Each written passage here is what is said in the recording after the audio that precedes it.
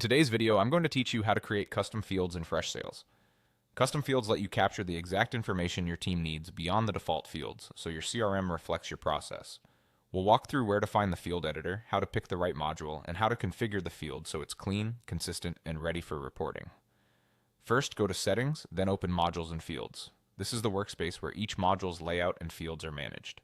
If you don't see it, you may need admin permissions, but the option typically lives under the gear icon in the top navigation.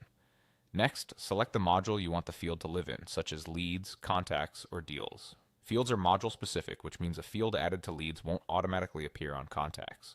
Think about who will use this data and at what stage. For example, qualification details usually belong on leads, while account-specific attributes fit better on contacts or accounts. Click the New Field button. Freshsales will prompt you to choose a field type, enter a field name, and configure options.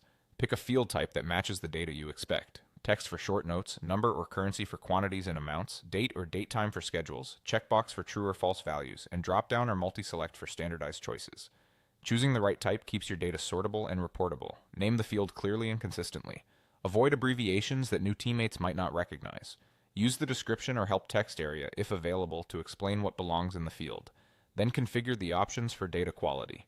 Make the field required only if it's truly essential, add default values to streamline input, and define pick list options carefully so entries stay consistent.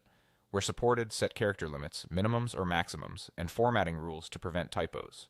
A bit of guardrail now saves cleanup later. When you're satisfied, click Save.